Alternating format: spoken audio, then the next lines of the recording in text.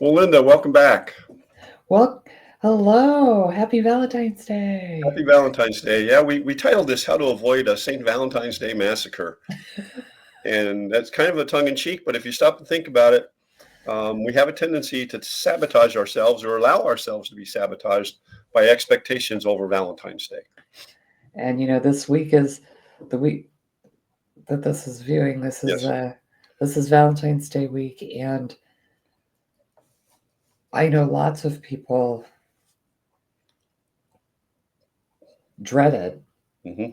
If they're alone, they don't want to be hearing about everybody else's romantic getaways or romantic gifts or big expectations. Hmm. And Hmm. if Well, you're in a relation, yeah, go ahead. and we put pressure even on our kids in school Yeah, with the Valentine's Day cards and stuff like that, and who got you a Valentine's Day card and who didn't, and who got a bigger one, and this, that, and the other, and so we put an unrealistic expectation on ourselves and on our primary love interest, our spouses, even just our family, and I think this year, just because of the day it falls on Friday, so the expectations are going to be for a lot of people that it's going to be a date night. It's Friday night. We're going to go mhm, out. We're going to have a good time. We're going to have a dinner. We're going to have something special. All the restaurants, all the bars, all that kind of stuff. They will have something special because it is a Friday, and that's a right. big day in the business. And they really push the Valentines, and they do stuff for couples. They do um, all this kind of stuff, but they don't really think about folks out there who, number one, are single and by choice, and or they're not in a traditional relationship, um, or they're just alone. They have chosen to live alone, and it puts expectations and social pressure that we should not have to subject ourselves to. Right, right. And when you think about it, I mean, you know, I always go back to thinking about Charlie Brown and, you know, poor Charlie Brown never got a Valentine, and he Yeah, wanted to give one to the little red haired girl. And there's so much angst, and it starts at a younger and younger age every year. yeah, hmm, Um, and what if you just looked at Valentine's as being something between friends? hmm. And even, you know, I do Valentine's with my dog. You know, Okay. get him a what is it, a pup cup? Oh yeah, yeah, yeah, yeah, yeah. Oh, my dogs love those. Yeah, and celebrate there. You don't Yep. have to have. It doesn't have to be romantic. It doesn't have to be that. Right, It could right. just be a day to celebrate. Yeah. I think I have. I don't do a whole lot on TikTok, but I think one of my most viral TikTok videos is one of Tico with a pup cup. So, Yeah, so and I know lots of people that we they pour into their fur babies because they yeah. that's that's their family and that's perfect. Right, right. Um, It's fine. And so some of the emotional things and psychological things that come in when it comes to Valentine's Day and the way society puts it, we have to learn not to submit to that pressure, to that peer right, pressure, and to the expectation that it's Valentine's Day. What are you getting me? It's Valentine's Day. What are you getting your wife for Valentine's Day? What are you getting your husband for Valentine's Day? What are you getting your boyfriend, your girlfriend? And um, and sometimes the expectation is so great that there's no way either side could live up to it. right.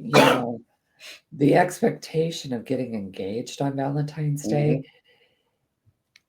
if your relationship is not at that point and you kind of force the hand, that's not a good outcome for the No, relationship no, later uh-uh, on. It needs to no. be organic. And I'm not saying don't propose or don't get engaged if that's where your relationship is. Oh yeah, yeah. But, there's a lot of unreal expectations. A dozen roses these days, Oh my you know, goodness. I hate to think what they cost. Probably right up there with a dozen eggs. Yeah, right, right, right, right. Yeah, Instead yeah, of instead of roses, can I have a dozen eggs? yeah. I'll take a dozen eggs instead of yeah, You probably know, so. Yeah, there's just all of that, yeah, Be be gentle on yourself and be gentle on your relationship with yeah. what that should be. I mean, And the the expectation should be something that is individual and intimate, not necessarily a big dinner or and this is coming from a guy who I've worked in the food business for so long. Valentine's Day was a big month. I always had a special, always had something yeah, going on, always, even in the bars, right? And so, but the expectation should be you and your significant other, spouse, best friend, whatever, is that quiet, intimate time together to grow your relationship more than a right, fancy dinner, a fancy gift, or anything like that. If you just take the time to spend with each other, that's more important. It goes back to that. We've talked about self care and making mhm, time for ourselves, but we have to make time for uh, a unit. If we have a right. significant other, a spouse, boyfriend, girlfriend, whatever, we have to make that time to grow the relationship. It's you put self-care around the relationship and Yes. what does the relationship need? Yeah. And what will help that, because once you're in a relationship, it's not just you anymore. Right, And right, it's not just about what you want and expect.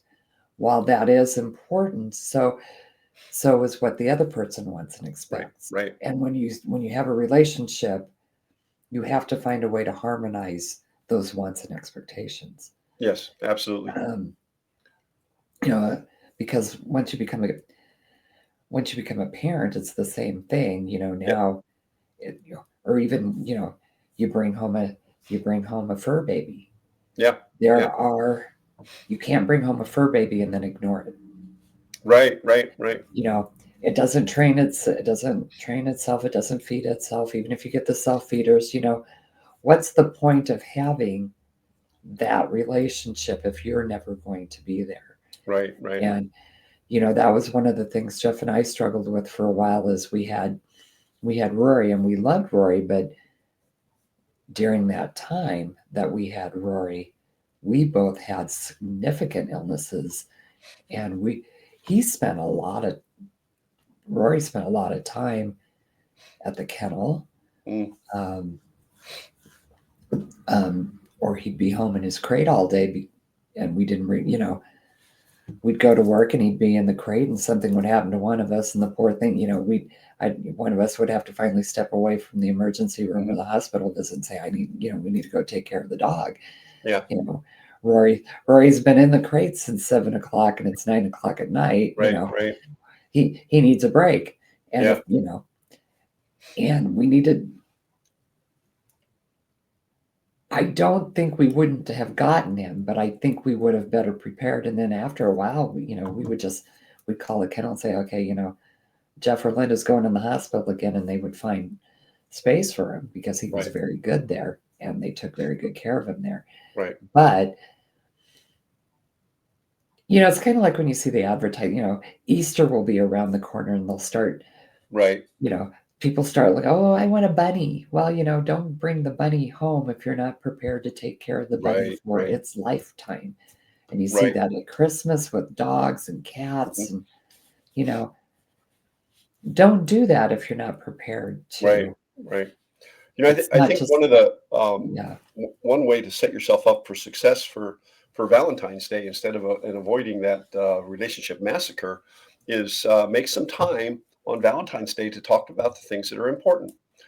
Maybe have a quiet dinner and talk about um, your relationship as it relates to your faith. Are you on the same page, or not? You don't have to. I'm not quite sure how to put it. Not necessarily same page or same, but you're on equal wavelength as to where you're at in your faith. Okay, I think you then need to have a.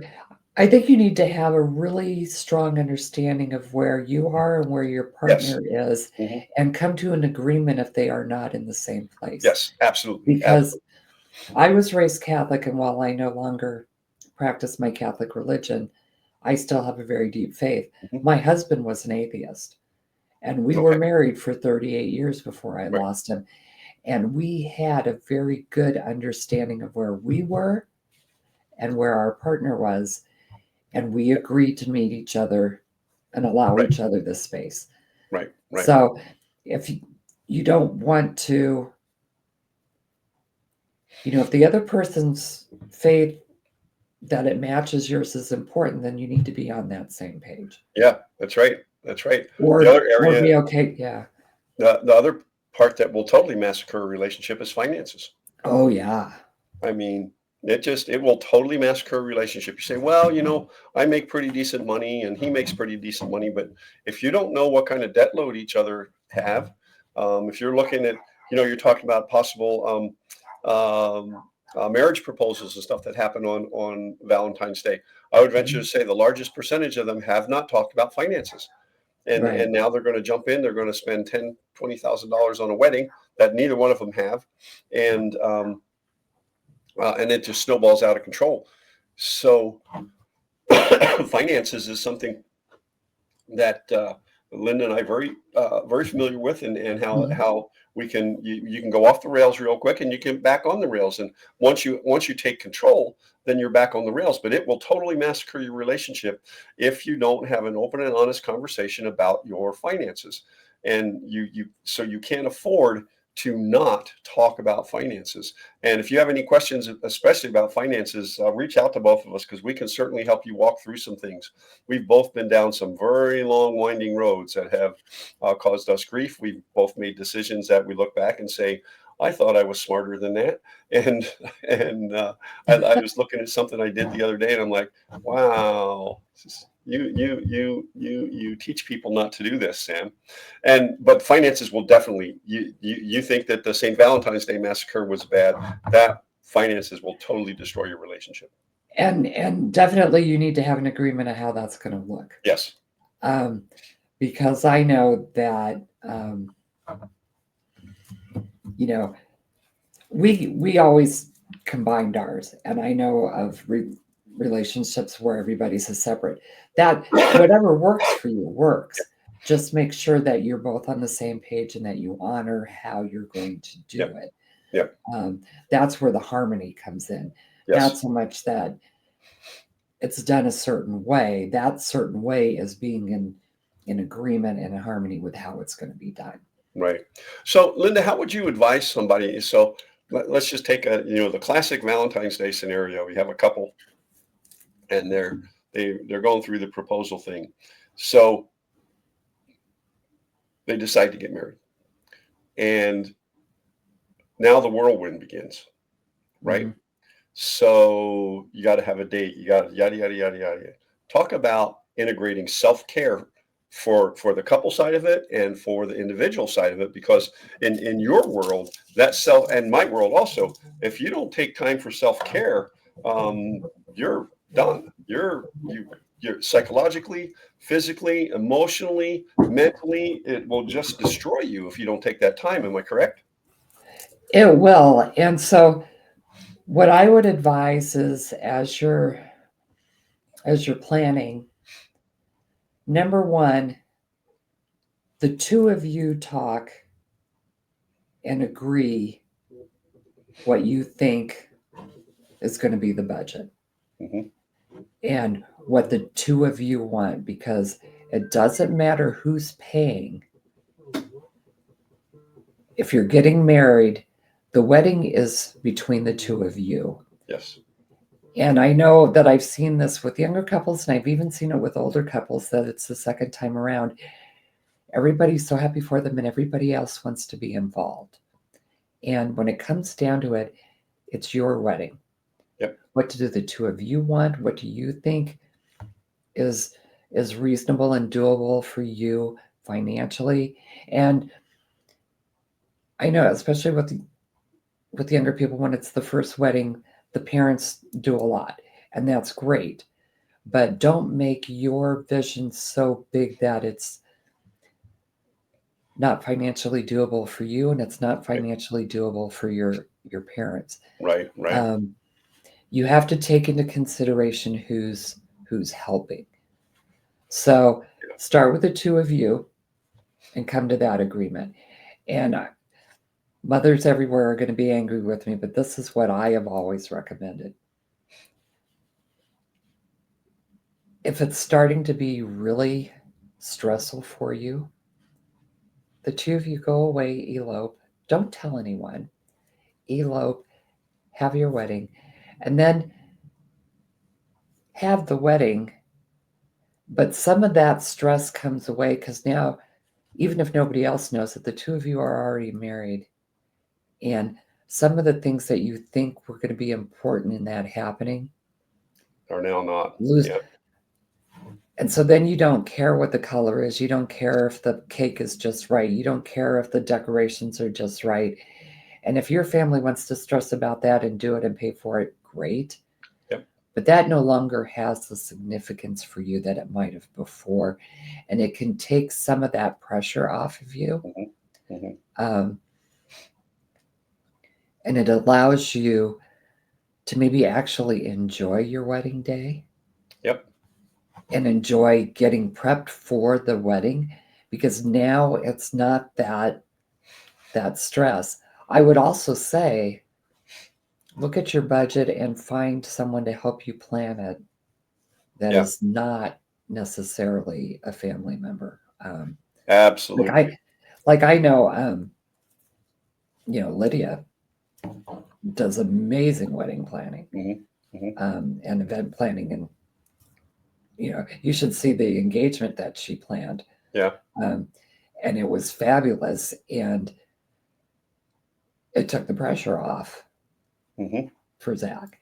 Yeah. Um, and he knew exactly what he wanted, and he told Lydia, and Lydia made it happen. And all of Yeah. his friends pitched in, and it didn't cost him an arm and a leg, But they probably went to Um, Lydia with a budget. um, I don't know if he had a budget, but Lydia helped him see what could be done. Okay. Um, See, and that's a good wedding planner, event planner can do that. So they'll, you, and they might help you be a little bit more reasonable with the budget, yeah, you yeah, know, because you see the bridezillas and even the groomzillas that they want the earth and the moon, but they can't afford it, nor can their families. And you do not want to start your marriage yep, out in so much debt that it's going to be hard to pay off because yep, then you're starting your married life together in the hole. yes, And that's I know you want all the big cool things, but you know what? Sometimes you can earn do the cool things later when the pressure's not so high. yes, yeah. It's kind of funny that you mentioned. I thought of a very dear friend of mine from years ago, and both him and his wife have passed away. But um, they were very very dear friends, and we were walking in downtown Denver. There's a couple of really old churches down there, and Oh yeah, there's beautiful churches. yeah, yeah, and Bill finally says to me, he says, "Well, this is where we were married," and I'm scratching my head. It's like, whoa, whoa, wait a minute. I thought you were married at a different place because, Mhm. and he laughed. He says, "Well, nobody else knows this, not even our parents.